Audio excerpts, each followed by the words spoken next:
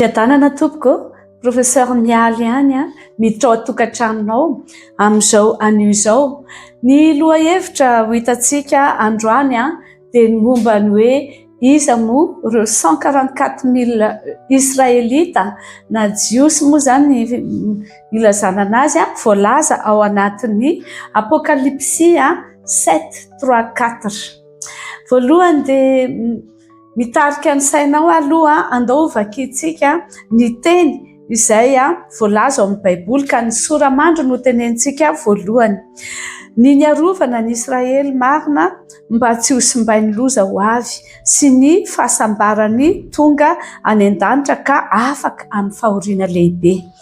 Ny 144 000 juif israelita izay resahana eto zany dia io ampahany lazainy tapany voalohany ao amin'ny soramandry io milaza hoe ny niarovana ny Israely marina mba tsy ho simbain'ny loza ho avy. Mazava ho azy fa ny teny hoe 144 000 israelita zany dia taranaka voafidy ho arovana amin'inona moa?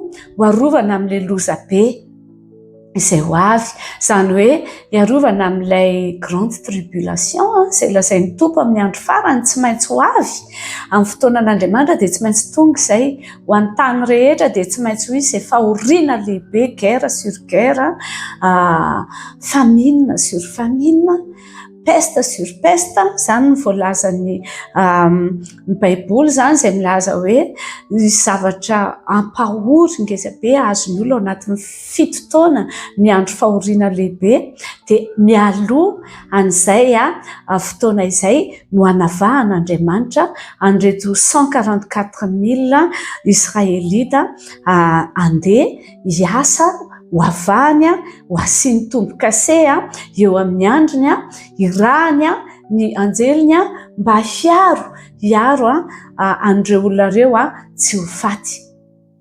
Dia zavatra mahafinaritra loatra andao vakitsika ny ao amin'ny apokalipsia 7:3 hatramin'ny 4 amin'ny anaran'i Jesosy. Ny rahan'ny anjely hamonjy an'ireo olona ireo, aza manimba ny tany izy, mantsy ny anjely voahiraka nimba ny tany amin'ny grande tribulation, na ny ranomasina na ny hazo mandra-panisinay tombo-kase eo amin'ny andro ny mpanompo andriamanitsika. Izay no teny no lazaina ho an'ireto 144 000 juif ireto ao anatin'ny apokalipsy 7:3-4. Izany hoe ny anjely mpandrava dia tsy navela mihitsy hikasika akory na ny hazo izy na ny ranomasina, tsy ho kasihana mihitsy ny tany, tsy asiana arety mandringana, tsy asiana ninina fa oka aloha izay mbola hanositra ny andriny reto olona mpanompon'Andriamanitra alohany hiaviany izay fahoriana lehibe 7 taona izay. Dia ireo ilay olona voatokana 144 000 israelita resahantsika. Tsy izy ireo hanao inona moa ireo olona ireo? Olona voafidin'Andriamanitra ireo nataony ho voavonjy, tsy ho faty ao anatin'ny fahoriana lehibe mihitsy, fa tena voahiraka ary izy hiasa ao anatin'ny fahoriana lehibe mba hamonjy olona, hampianatra ny olona izay nitaredretra, ary ny olona izay ho ampianariny dia tena olona voafidin'Andriamanitra dia tsy izy fa ny ireo karazana kristianina tsy dia nafana loatra nandritra ny andro izay alohan'ny grande tribulation ka tavela. Ireo zany ilay atao hoe kristianina matimaty izay nitenenin Jesosy hoe refuseko, tsy raisiko ianareo. Ireo karazana kristianina mbola velona amin'izany fotoana izany izay tena nanao izay ohatrany hoe tsy dia nino loatra ny amin'ny hoe fisiny ny sérieux angamba ilazantsika azy ny amin'ny tenin'Andriamanitra iverin'ny fa tsy matotra dia ireo tavela tavela ety an-tany tratran'le tribulation. De ireo 144 000 juif ireo na israelita ireo no midestinen'Andriamanitra andeha ampianatra ny fahamarinana. Tsy mitsahatra mihitsy Jesosy manome fomba famonjena amin'ny fomba isan-karazany isaky ny epoka andraisan'ny iainan'ny olombelona dia mahita foana izy famonjena izay tsy nandray anazy tamin'ny androny nandatsahan'ny rany, tamin'ny androny telo taona sy tapany, faranany telo taona sy tapany ministerany, dia nahitany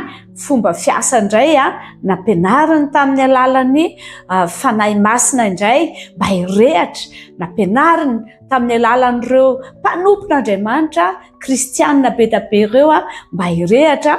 Dia izay tsy voaray amin'izay dia maty tsy ao amin'ny tompo moa izany fa izay velona kosa fa tsy maty dia mbola men'Andriamanitra famonjena indray amin'ny alalan'io fandefasan'ny 144 000 israelita andeha ampianatra ny kristianina tavela ao anatin'izany androny grande tribulation izany.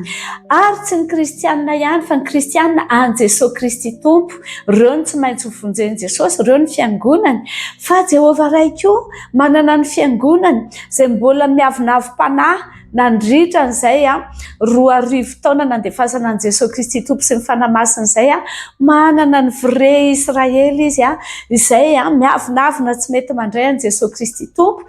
Fa amin'io grande tribulation io koa no amolahan'Andriamanitra anazy hanaiky fa Jesosy Kristy tompo no tompo sy Andriamanitra fa tsy mionona fotsiny amin'ny le fahalalana amin'ny finoana judaisme tsotra fotsiny fa tsy maintsy mandray Jesosy Kristy tompo izy ho tompo sy Andriamanina. Ohatra ny kristianina rehetra nandritra an'izay 2,000 taona izay ho teren'Andriamanitra handray an Jesosy Kristy tompo zareo ho mesiany, ho fatany hoe aika tena mesiantsika efa 2,000 taona ilay Jesosy, dia teren'Andriamanitra ao anatin'ny fahoriana lehibe, ao anatin'ny gera sy ny faminana sy ny aretin-doza pesta mandringana rehetra no ametrahan'Andriamanitra anatin'ny horohorontany sy ny trano menjera mahafaty olona amanarivony amanarivony be. Ao ny fomba hamoazan'Andriamanitra ny vahoakany Israely amin'ny alalan'ny fampianarana hoentin'ireto 144 000 juif ireto. Izany hoe samy manana ny olony hovonjeny na Jehovah ray na Jesosy Kristy tompo, fa ao anatin'io androny grande tribulation io izy no anehoany an'izay fomba hamonjeny an'ireo olona izay. Ka tena tsy misy zavatra hoe afaka vahana fa olona iray tipana mpampianatra iray ihany no ampiasain'Andriamanitra dia ny 144 000 élus izay efa tsongain'Andriamanitra amin'izao andro alohan'ny tribulation izao ireo olona ireo. Dia misy isa moa no men'Andriamanitra ao anatin'ny tribu an'i Israely. Fantatrao fa misy 12 ireo fokony Israely izay no tononon'Andriamanitra ho olony ho vonjena amin'izany andro ny grande tribulation zany. Dia hitantsika ao amin'ny Apocalypse 7 4 verset 4 ilay teny vakiko aminao ary nareny isan'izay voaisy tombo-kase aho, izany hoe nasiana tombo-kasen'Andriamanitra teo amin'ny androny 4,4 alina amby iray hetsy no voaisy tombo-kase avy tamin'ny fireneny zanak'Israely rehetra. 12 zany ireo zanak'Israely ireo. Dia iteny aminao hoe ataontsika amin'ny teny français izy fa manahirana be ny iteny anazy amin'ny teny gasy 144 000 ozy izy no voavonjy amin'ny 12 tribus ny zanak'Israely. Ka avy amin'ny fokony Joda 12 000 io le hoe 2,000 amby iray alina no voaisy tombo-kase, hoe misy kase ho lasa mpampianatra.